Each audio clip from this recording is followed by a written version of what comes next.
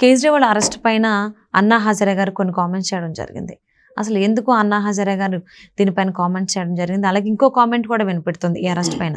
కర్మ వెంటాడుతోంది అనేటువంటి కామెంట్ కూడా కేజ్రీవాల్ గారి గురించి వినపడుతోంది. అసలు ఏంటి ఈ కామెంట్స్ దీని గురించి? కర్మ వెంటాడి కటకటాల వెనుక పోవడం ఖాయం అనేది అక్కడ కేజ్రీవాల్కి కాదు, ఇక్కడ తెలంగాణలో కూడా మనం చూస్తూ ఉన్నాం. కవిత ప్లేస్లో కవిత కానివ్వండి, కేసీఆర్ కానివ్వండి, కేటీఆర్ కానివ్వండి, హరీష్ రావు కానివ్వండి, ఆపిరావు అలియాస్ సంతోష్ రావు కానివ్వండి, వీళ్ళందరూ వాళ్ళు చేసినటువంటి కర్మనే ప్రజాస్వామ్యాన్ని కూని చేసి ప్రజలను దోసుకొని రాష్ట్ర సంపదని సర్వనాశనం పట్టించారు. అదే కాకుండా నోటికి వచ్చినట్టు నోటి దృష్టితోటి ఇష్టం వచ్చిన కేసులు మంది మీద ప్రజాస్వామ్యంలో ప్రజలపైన అందరిపైన పెట్టారు.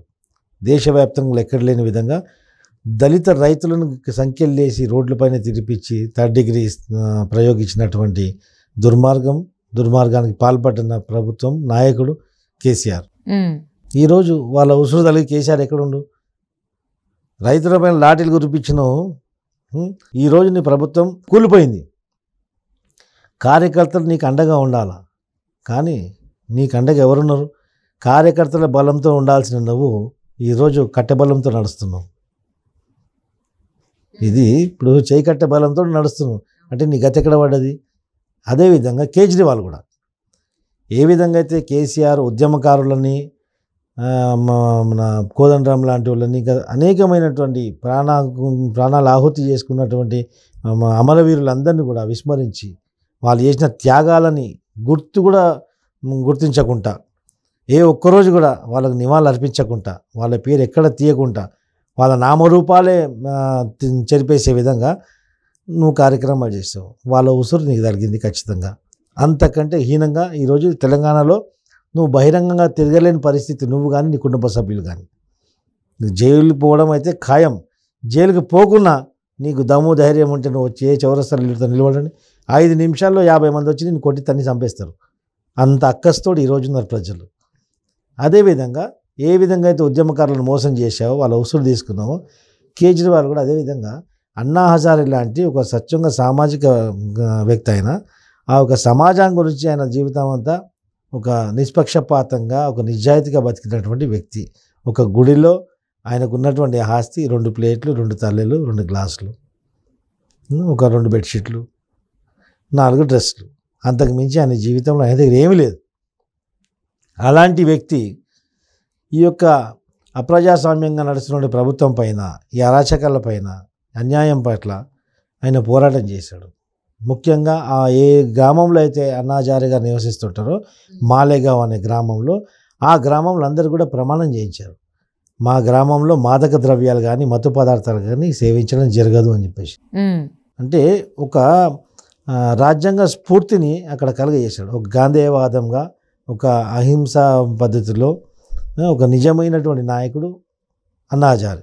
రాజకీయాలకు అతీతంగా రాజకీయ రంగంలో, రాజకీయ పార్టీలో, రాజకీయ వ్యవస్థలు లేకపోయినప్పుడు కూడా ప్రజల యొక్క సంక్షేమం ఆలోచించి అక్కడ ఫ్యామిలీ ప్లానింగ్ కానివ్వండి, గ్రౌండ్ వాటర్ కానివ్వండి, అక్కడ ఉన్నటువంటి పొల్యూషన్స్ లెవెల్ కానీ ఆ గ్రామం మొత్తం ఒక ఆదర్శంగా దేశవ్యాప్తంగా ఒక ఆదర్శ గ్రామంగా తీర్చిదిద్దగలిగారు. ఈ అరాచకం పట్ల, ఈ అన్యాయం పట్ల, ఈ యొక్క లంచగొండుల వాళ్ళ పైన, లంచాల పైన ఆయన అనేక ఉద్యమాలు చేశారు.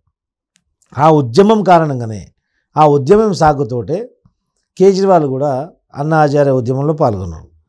అన్నా హజారే ఉద్యమం పాల్గొని ఉద్యమ ద్రోహిగా మారాడు.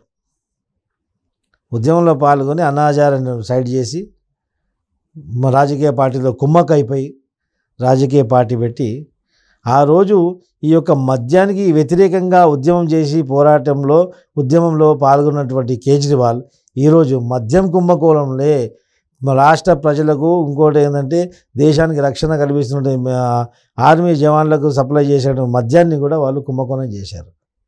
ఈరోజు కేజ్రీవాల్ మద్యానికి వ్యతిరేకంగా పోరాటం చేసినటువంటి కేజ్రీవాల్ మద్యం కుంభకోణంలో ఈరోజు అరెస్ట్ కావడము, అది కూడా ఒక ముఖ్యమంత్రి స్థానంలో ఉండి అరెస్ట్ కావడం అంటే ఇంతకంటే నీచం, ఇంతకంటే దిగజారిన బతుకు ఇంకొకటి ఉండదు. ఇలాంటి దుర్మార్గానికి పాల్పడ్డాడు కేజ్రీవాల్ కూడా అదేవిధంగా ప్రజల ఉసురు తగులుతుంది. అన్యాయంగా, అకారణంగా ఒకరిపైన నెపం నెట్టేయడం వల్ల ఖచ్చితంగా వాళ్ళ పాపం మనకు తగులుతుంది. ఈరోజు ఆయన పాపం పండింది, జైల్లో ఉన్నాడు. ప్రణబ్ ముఖర్జీ గారి కూతురు కూడా ట్వీట్ చేశారు, గతంలో శర్మిష్ఠా ముఖర్జీ. శీలా దీక్షిత్ గారిని కానీ అన్నాజీని కానీ అనేక మందిని నువ్వే నీతిమంతుడు అని చెప్పేసి ఒక ప్రొజెక్ట్ చేసుకున్నావు. నీతిమంతుడు కాదు నీతిమాలినుడు అని చెప్పేసి ఈరోజు ప్రజలకు తెలిసిపోయింది. ఇక నీ రాజకీయ భవిష్యత్తు కథం ఇంక నీకు ఏం లేదు. ఇక అంధకారమే మొత్తం. ప్రజల్ని దోసుకొని ప్రజల ప్రాణాలతో ప్రజల్ని పిచ్చోళ్ళని చేసి నువ్వు రాజకీయ వ్యవస్థను అడ్డం పెట్టుకొని ఇన్ని అరచకలు పాల్పడ్డావు.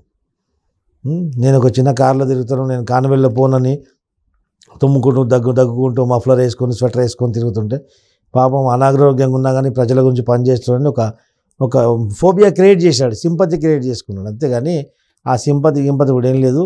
నువ్వు మొత్తం ఆ ఢిల్లీలో ఉన్నటువంటి చలిలో కానీ ఎండలో కానీ ఆ పొల్యూషన్లో కానీ నువ్వు మొత్తం బట్టలు ఇప్పుకొని తిరిగినా నేను ఎవరు పట్టించుకున్నాడు. ఇప్పుడు నీకు రాజకీయ భవిష్యత్తు అనేది అంధకారంలో అయిపోయింది. ఇక నువ్వు ఖచ్చితంగా నీ శేష జీవితం అంతా కూడా ఈ కల్వకుట్ల కుటుంబం, ఆ కేజ్రీవాల్ ఖచ్చితంగా తిహార్ వాళ్ళకు ముక్తిధామం. అంటే అసలు అన్నా హజారే గారు కేజ్రీవాల్ అరెస్ట్ అయిన విషయానికి సంబంధించి అంటే లిక్కర్ పాలసీ అని ఈయన అన్నా హజారే గారు వద్దనడం అయినా కానీ కేజ్రీవాల్ తీసుకురావడం, ఇప్పుడు అదే కేసుకు సంబంధించి ఆయన అరెస్ట్ అవ్వడం జరిగింది.